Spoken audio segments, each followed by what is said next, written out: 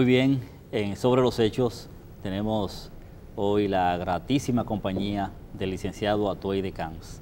Atoy de Camps es presidente del Partido Revolucionario Socialdemócrata y uno de los líderes políticos más importantes de la República Dominicana, que no necesita de mucha presentación. Y la última vez que vino aquí a Sobre los Hechos, hará 1, 2 o 3 meses, debo decir y testificarle al licenciado de Camps que ha sido uno de los programas que más me han comentado en la calle, que lo han visto, y que más le gustó por todos los temas que tratamos en esa ocasión. Así que bienvenido al programa Sobre los Hechos, licenciado Atoy de Camps. Muchas gracias a ti, Félix, y a Marino Ramírez, ambos viejos amigos, y a mí me da mucho placer poderme encontrar con ustedes y ver si de la asociación de ideas, de los planteamientos, del choque de las mismas, pudiéramos contribuir a orientar el país que lo necesita. Bueno, hay que decir, Félix, que Atoy siempre, hace mucho tiempo que es una figura importante de la política dominicana. Hace tanto tiempo que yo era un muchacho y ya Atoy era una figura. No, tú sigues siendo muchacho. Ya, está bien. Seguimos siendo, como dice un amigo, jóvenes adultos somos ahora. Tú sabes que Atoy es referencia. En esta semana, no sé si usted la leyó, yo estuve leyendo a Aristófanes Urbáez en su columna del Listín Diario, y entonces él hacía unas referencias de las personas que ganaron la Secretaría General de la Federación de Estudiantes Dominicanos y en la forma en que la ganaron, y lo mencionaba usted. Él fue alumno mío. Así es una persona muy inteligente, él y su hermano, y además muy bochista. Ortodoxo. Ortodoxo, sí, efectivamente. Del bochismo. Efectivamente. Bueno, Atoy, y ya entrando en materia, bueno, el tema que ha puesto sobre el tapete es el tema de Loma Miranda, que usted viéndolo en perspectiva, ¿cuál es su opinión sobre todas estas decisiones que se han tomado? Primero, yo creo que el presidente dejó avanzar demasiado esto, que si él tenía ese propósito, pudo haberlo realizado y mucho antes. Primero, opina Naciones Unidas por decisión del gobierno dominicano. Y Naciones Unidas concluye que sea parque nacional. Luego, el Congreso toma una serie de iniciativas, cae y se reintroduce nuevamente, pero los 27 obispos del país cerraron filas en relación con no permitir la explotación de Loma Miranda y plantearse parque nacional. La ofensiva desatada por la Falcon Bridge y por algunos sectores empresariales fue bastante buena al final.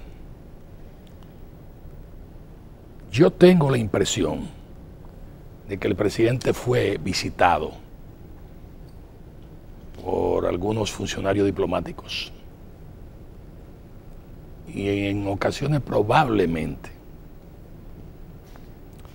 en compañía de más de un país. Por eso digo compañía. Y que de algún modo le hicieron saber al presidente los criterios que generalmente sostienen los que de un modo u otro no están exactamente de acuerdo con el tema de Loma Miranda. Y el presidente, tú usaste una expresión ecléctica, el presidente tomó una decisión que el que lee la observación, que tiene sus defectos, por ejemplo, empieza diciendo la Cámara Alta La Cámara Alta es en Londres, en Inglaterra, la Cámara de los Lores, y la Cámara Baja es la Cámara de los Comunes. Y vea usted que el Congreso, la Cámara de Senadores y la Cámara de Diputados son dos cámaras con responsabilidades prácticamente similares, pero no hay en la Constitución la categorización de Cámara Alta o Cámara Baja. Así se inicia la observación presidencial, porque no hay veto en el país. En Estados Unidos sí hay veto. Quiero que haya observación presidencial. Por ejemplo, cuando el Congreso Nacional en el 1978, produjo la ley de amnistía de los presos políticos y de regreso de los exiliados, don Antonio lo observó. ¿Qué hizo el Congreso? Se la devolvió a don Antonio. No le quedó más remedio que aplicarla. Hombre, también había que entender que don Antonio recién llegaba al poder y tenía que tener ciertos cuidados, pero el Congreso ratificó su calidad de poder independiente. Esto no sucedió con Danilo, pero Danilo en la observación dice algo interesante, que mientras él sea presidente no se explotará Loma Miranda, que él garantiza eso y casi hace un juramento. Eso está en el texto. Está en el texto. Casi hace un juramento. Con esto, ¿qué quiero decir? Yo creo que Danilo quiso economizar ciertas protestas que, por supuesto, no tenía la dimensión que tenía la decisión del Tribunal Constitucional en relación con los inmigrantes en el país y la nacionalidad de dotarlo, la necesidad de dotarlo de documentación. No tenía esa magnitud, pero por supuesto habría sectores que iban a tratar de utilizarlo en términos de problemas con la inversión.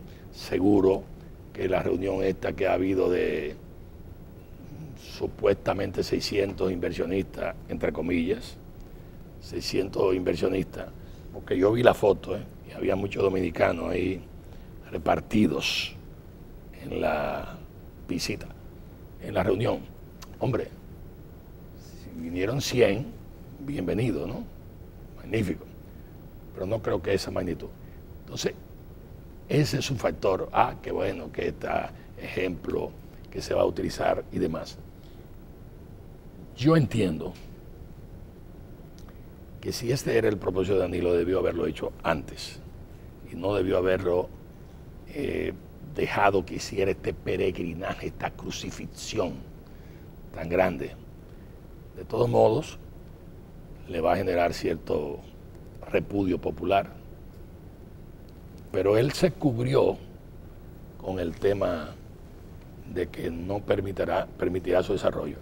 Y uno de los hijos de Vinci inmediatamente sale diciendo que el Tribunal Constitucional había tomado una decisión diciendo que no se puede explotar Loma Miranda, ¿no?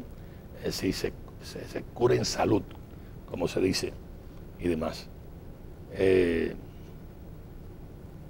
Yo entiendo que lo que están ganándose es tiempo, y probablemente ese tiempo le viene bien a los dos sectores. No habría sido que el presidente Medina pensó que en el camino se pudiese apaciguar los ánimos un poco y a lo mejor se presentaba alguna situación en el Congreso que no iban a llegar hasta donde llegaron y lo sorprendieron finalmente con esa aprobación. No lo sorprendieron porque él mismo en algún momento creo que comentó que iba a esperar a ver la decisión congresional o algo así, y ya tenía el informe del organismo, el Ministerio de Medio Ambiente, y ya tenían también otros informes. No, a él no lo sorprendieron. Yo creo que es un estilo que tiene Danilo que puede darle resultados. Hasta ahora le ha dado resultados relativos, pero de un modo u otro Por ejemplo, Bahía de las Águilas durmió el sueño de los justos. Finalmente se tomó una decisión. A Danilo le quedan 2 años para tomar una decisión de desarrollo. Esto, en mi criterio, no debió haberse tomado tanto tiempo, siempre y cuando usted haga sensible a los sectores que administran justicia, de que esto es un instrumento de desarrollo también muy importante y que además fue uno de los robos más groseros que se ha hecho en este país de parte de un director de Instituto Agrario Dominicano de apellido Guzmán, balaguerista y gran charlatán. Ese es un problema serio. Usted habla de que ciertamente en el caso ¿Es un problema serio? Digo, ese problema que usted dice que es un gran charlatán, lo de Bahía de las Águilas de distribución como tierras agrícolas. Pero yo creo que esa no fue la primera tierra de playa que se distribuyó como tierra agrícola. Yo creo que anteriormente se habían hecho otras. Y eso se quedó así. Se descubre con esta, ¿no? Ese Bien, procedimiento. Pero finalmente, la verdad es que fue una vagabundería. Claro que sí. Usted habla de Loma Miranda y de que no debió el Poder Ejecutivo esperar que esto llegara tan lejos. Y entonces el Poder Ejecutivo queda como héroe. Porque yo digo, si el Congreso es PLDista, la mayoría es PLDista, ¿por qué no se conversó eso antes? Correcto. Y no había que esperar tanto tiempo. Correcto. Eso yo creo que es lógico. Correcto. Pero vamos a estar claros, el que soñaba con que la decisión del Tribunal Constitucional no iba a generar la reacción que generó, no vive en el globo terráqueo. Vamos a estar claros. Eso también se pudo haber evitado o disminuido. Y bueno, ya usted ve. Así es. Licenciados, su experiencia, déjeme ver si lo hago más o menos correctamente. Como presidente del FUS, presidente del Frente Universitario Socialista Democrático, presidente de la Federación de Estudiantes Dominicanos, FED, posteriormente diputado al Congreso Nacional y pasa a ser presidente de la Cámara de Diputados, director general de Radio Televisión Dominicana, presidente del Partido Revolucionario Dominicano, ministro de la Presidencia. Toda esta experiencia, ¿qué le dice ahora con relación al ambiente que se ha creado a propósito de Loma Miranda? ¿Eso se queda ahí o usted cree que puede producir algún tipo de exacerbamiento de los ánimos, protestas? Yo creo que Danilo le metió un sedante a los sectores de más fácil movilidad en el país, cuando él dice que en su gobierno no se explotará esto. Entonces, ese es un sedante, por supuesto, de que va a haber protesta y de que es alpiste para la misma protesta, lo es, vamos a estar claros, y de cierto modo afecta al PLD en términos de cierta popularidad, aun cuando me podrían decir, pero a nivel empresarial lo consolida. Ellos están consolidados a nivel empresarial y tienen tanta fuerza económica que pueden competir con el sector empresarial. Licenciado, recién el gobierno de Danilo Medina cumple 2 años. ¿Cómo usted lo evalúa en términos positivos y negativos?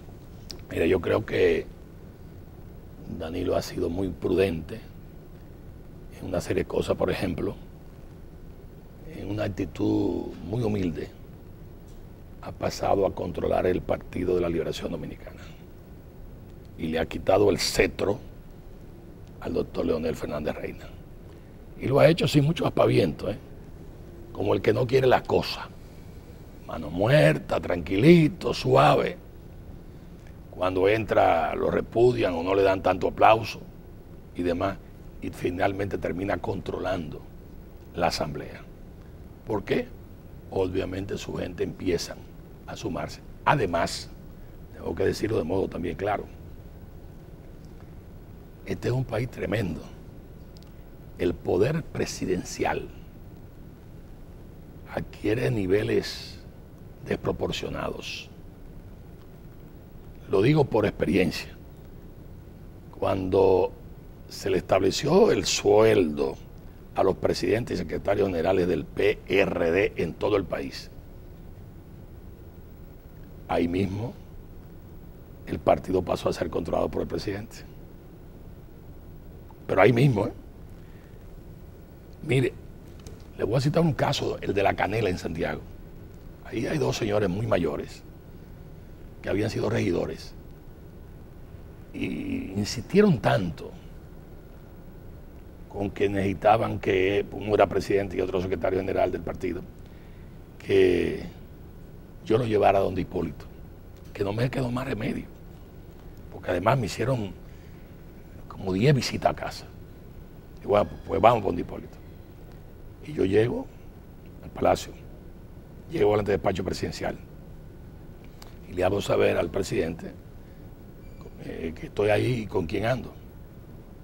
Y Hipólito me manda a pasar. Y me dice, ¿tú andas con tal y tal? Yo, sí. Te quieren ver, además necesitan un empleo y dicen ellos que son los únicos que no han sido designados. Eso es mentira de ellos. Los dos son regidores. Digo, bueno, pero sería interesante que tú se lo dijeras. Tengo entendido que ya no son regidores. Dile que pase. Mandan, pasa. Son gente cercana a los 80 años. Dice, pues tú eres regidor y tú eres regidor. Dice, no, presidente. Ya mi periodo se venció hace un año y demás. ¿Que se venció? Sí, se venció, presidente. Bueno, y por eso lo designó. Creo que eran los únicos dos que quedaban. Cuando arreció la lucha antireeleccionista, esa gente se espantaron y no se dejaron ver jamás. Todavía no lo he visto, man. Todavía. Entonces, Leonel Fernández Reina, siendo presidente, hizo lo mismo, pero con montos más elevados de salarios y demás. Al pasar Leonel, el que está manejando la sartén es Danilo. Danilo es el que está manteniendo esos salarios y esa cuota. Y bueno, Danilo pasa al control del partido. Pero no solamente por ese factor. Danilo le quitó la capacidad, de cierto modo, que Leonel asumió.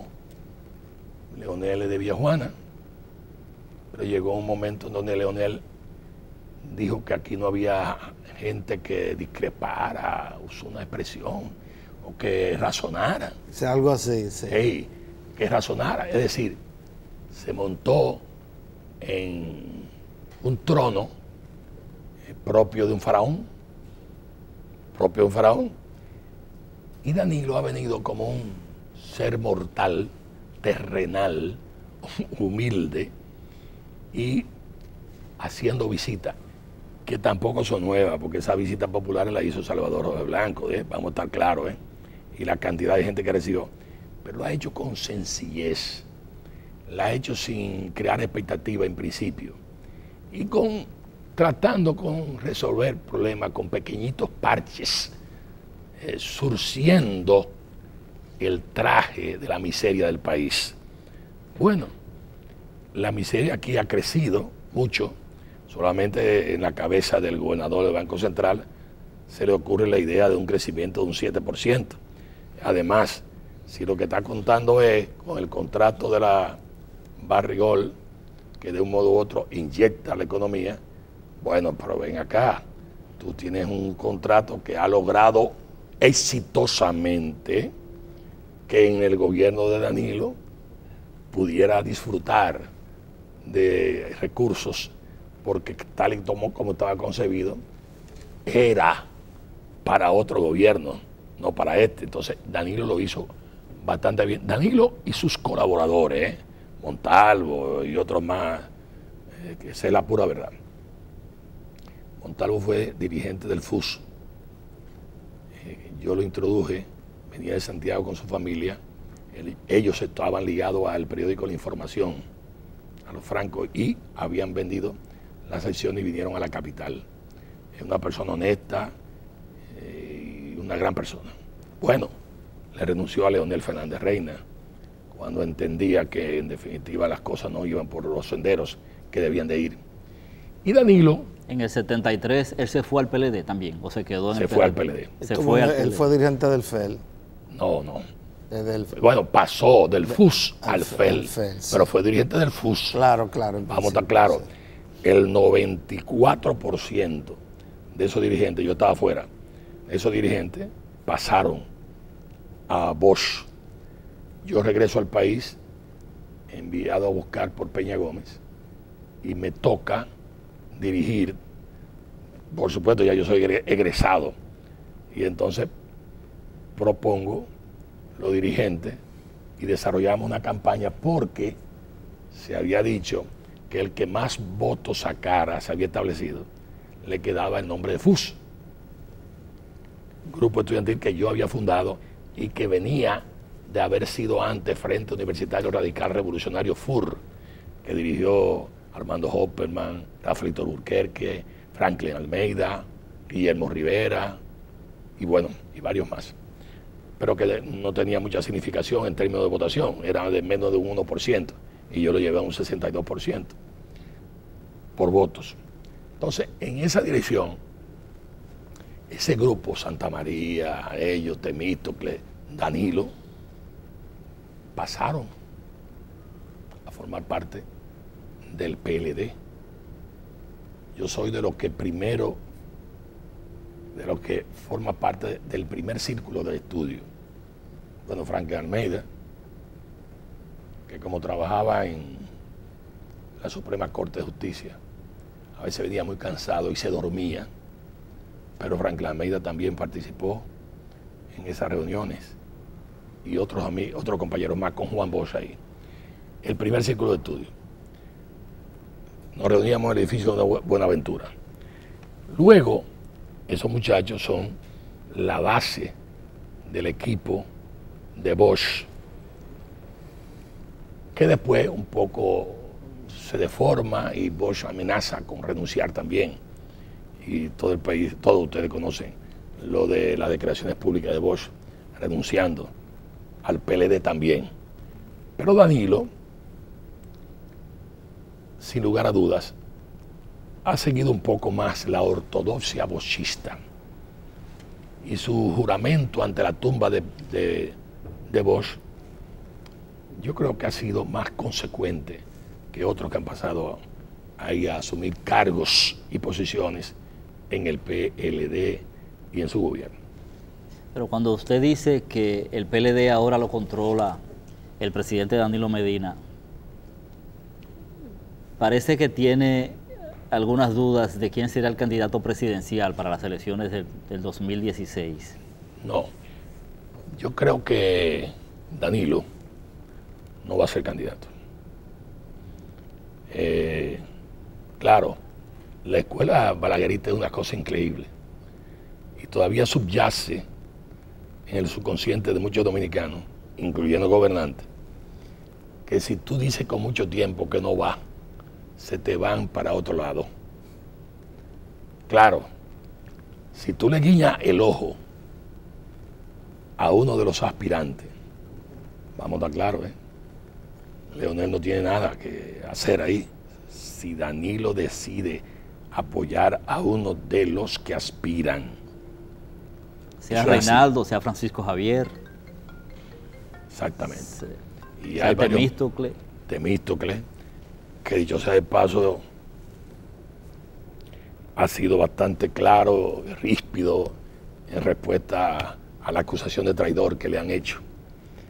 Y ha hecho denuncias bastante categóricas, Temístocles. Pero si Danilo se mantiene indiferente, ¿usted cree que Leonel se le puede colar como candidato? Sí. Y si es candidato, ¿usted cree que podría ganar? Sí, se le pudiera colar Leonel, aunque el equipaje que tiene Leonel es bastante pesado en términos de corrupción.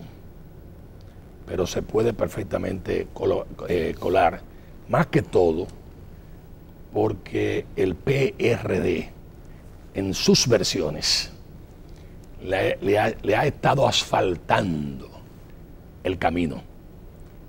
Le ha quitado toda la piedrecita, los peñones se lo quitó hace tiempo, y en lugar de entender dos empresarios como Hipólito y como Miguel, el pragmatismo de Huellano, el sentido práctico del comerciante. Óyeme, no podemos hacer esta inversión porque esta inversión va al fracaso. Bueno, pues entonces vamos a ponernos de acuerdo. Y si ustedes no quieren ceder ninguno, pues vamos a buscar un tercero, donde yo estoy excluido, lo quiero decir claramente. Pero no están en eso. Están en el hecho de que Hipólito no asumió una actitud correcta cuando Miguel fue candidato y que Miguel no asumió una actitud correcta cuando Hipólito fue candidato. Pero hay una constante. Todos ustedes saben que a mí me tocó manejar el acuerdo del desacuerdo con Joaquín Balaguer. Yo cultivé, por instrucciones de Peña, en principio, bastante a Balaguer. Y Balaguer, por ejemplo, cuando Eduardo Selman, siendo funcionario del Poder Ejecutivo, empezó a cambiar los colores del Palacio Nacional, me dice Balaguer en una que yo llego, ¿usted cree que eso es posible? Digo, ¿el qué, doctor? Las piedras vetustas del Palacio Nacional, ahora convertido como si fuese una discoteca. Con el techo rojo. Digo yo, doctor, pero tal vez usted está exagerando un poco. No, de ningún modo. Los PLDistas han hecho eso. Bueno, empezó el disgusto del doctor Balaguer y finalmente nosotros logramos que Balaguer fuera solo y no fuera aliado. Y en esa coyuntura en la que José Francisco Peña Gómez se le impidió prácticamente ser presidente de la República por una serie de movimientos racistas y de errores también políticos de Peña y de abuso del poder, cuando se detenía a los morenos, etcétera, y demás, siendo el amigo Pérez y Pérez jefe de la policía. Yo tengo que decir, de modo muy claro, que el pueblo votó compensando la deuda que tenía con José Francisco Peña Gómez. No fue solamente por Hipólito, no. Era por eso. Y en esa votación no se logró el 50%, 49 y algo. Y Balaguer no quiso aceptar la impugnación que propuso el PLD. Pero siga usted analizando las cantidades sacadas por votos. Antonio Guzmán sí sacó y Salvador Jorge Blanco rebasó a Antonio Guzmán y demás. Pero después de eso, obviamente la votación ha quedado siempre debajo de 50 o casi llegando a 50, incluyendo a Peña Gómez. 46 puntos tanto sacó Bien. Peña. Claro, a Peña Gómez le hicieron un fraude monstruoso, que es la razón demostrado ese fraude en una acción del Partido Reformista bandidesca, en la que se excluyó 20 votantes por mesa electorales. La sumatoria generaba una cantidad que fue más que suficiente para derrotar, entre comillas, y ahí vino el tema aquel de la reunión con el embajador de la OEA y de Monseñor Agripino Núñez Collado, en la Biblioteca República Dominicana, a la que asistió Vicente Sánchez Alvarez y yo, acompañando a José Francisco Peña Gómez. Pero bueno, en esa reunión Balaguer